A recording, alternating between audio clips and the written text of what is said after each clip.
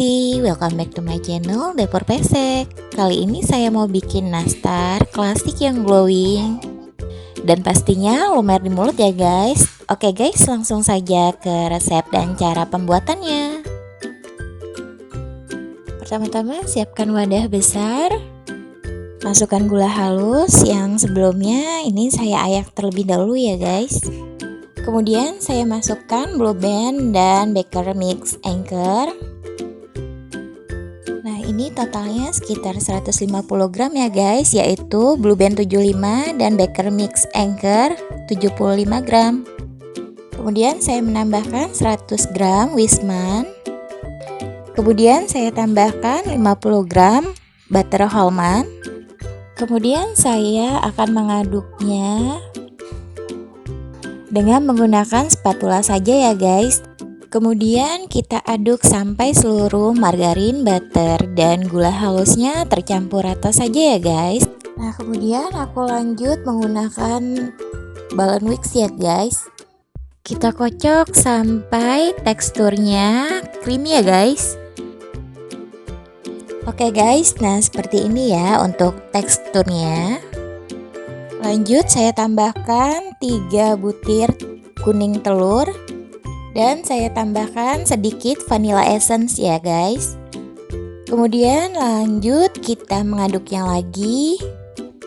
Tidak perlu sampai mengembang, hanya sampai tercampur rata aja ya guys.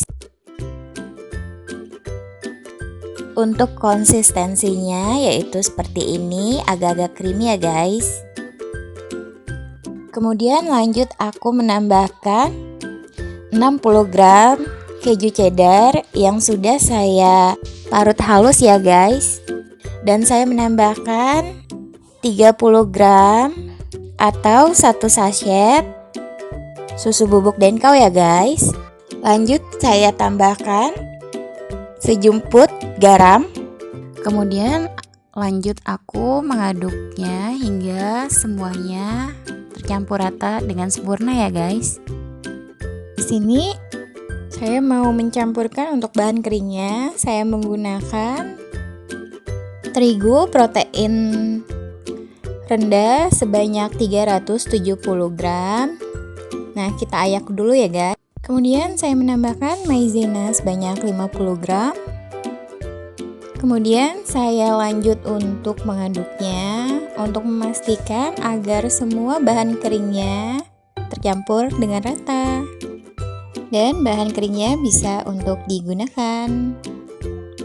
Nah, di sini saya mencampurkan bahan kering yang tadi sudah kita ayak ke dalam adonan sedikit demi sedikit. Lanjut tambahkan lagi sisa bahan keringnya dan pastikan semua adonan dan bahan keringnya tercampur dengan rata ya guys. Tidak perlu khawatir adonannya kelembekan ya guys, karena nanti semakin lama diaduk maka adonannya akan menjadi set atau menjadi kalis seperti ini ya guys, jadi tidak lengket lagi. Oke guys, ini adonannya sudah tercampur dengan rata sempurna dan saya akan membagi adonan ini menjadi 3 bagian ya guys. Adonan ini saya masukkan ke dalam plastik ya guys masing-masing. Setelah saya taruh di dalam plastik, kemudian saya masukkan ke dalam kulkas pendingin. Jadi adonannya saya ambil satu persatu. Kalau adonan belum siap untuk dicetak, maka adonan saya taruh di dalam chillernya ya guys. Sebelum dimasukkan ke dalam chiller, pastikan plastiknya tertutup dengan rapat ya guys. Oke guys, di sini saya menyiapkan loyang dan saya menggunakan sendok ukuran 2,5 gram untuk selai nanas ya guys. Selai nanas yang sudah saya siapkan menggunakan sendok 2,5 gram ini, kemudian saya bulat-bulatkan dan saya simpan di wadah agar nantinya lebih mudah saat pencetakan nastarnya. Oke guys, dan untuk nastarnya, adonan nastarnya saya menggunakan sendok takar ukuran 5 gram. Saya ukurnya seperti ini ya guys, jadi 1 sendok full peres ya guys. Kemudian saya bulat-bulatkan. Saya bulatkan sampai adonan terlihat putih. Nah, ini saya bulatkan sampai terlihat agak putih ya guys, tapi jangan terlalu lama bulatinnya. Nah, seperti ini ya guys perbedaannya, yang satu agak putih dan yang satu ini masih agak kuning. Kemudian lanjut kita mengisi untuk selainya. Saya ambil selainya, kemudian taruh di bagian tengah adonan. Kemudian tutup hingga seluruh isian selainya ini tertutup oleh adonan nastarnya ya guys. Lalu kita bulat-bulatkan lagi seperti ini. Kemudian kita taruh ke atas loyang dan agak sedikit dihentakkan ya guys. Lanjut hingga semua adonannya selesai dicetak. Oke guys, dan ini semua sudah selesai saya cetak ya guys. Saya cetaknya per loyang. Satu loyang ini menghasilkan 42 piece nastar. Oke, lanjut kita panggang adonan nastarnya ya guys. Di sini aku panggang dengan api bawah saja dengan suhu 130 derajat Celcius selama kurang lebih 35 menit ya guys, tapi disesuaikan lagi dengan kondisi oven bunda masing-masing ya guys. Nah guys, ini sudah sekitar 35 menit saya oven ya guys. Dan ini hasilnya setelah kita panggang selama 35 menit. Nah, seperti ini ya guys bagian bawahnya, dan ini siap untuk kita oles ya guys. Tapi biarkan dingin dulu, jangan langsung dioles pada saat panas-panas. Untuk bahan olesannya saya menggunakan 4 kuning telur ukuran besar. Dan aku menambahkan 1 sendok makan air ya guys. Kemudian diaduk rata hingga tercampur.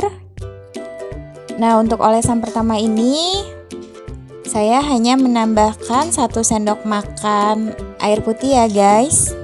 Oh iya, dan saya menambahkan sedikit pewarna kuning telur agar warnanya cantik nanti ya guys.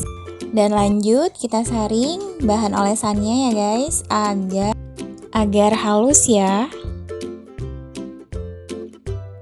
Lanjut kita oles ke semua permukaan nastar ya guys.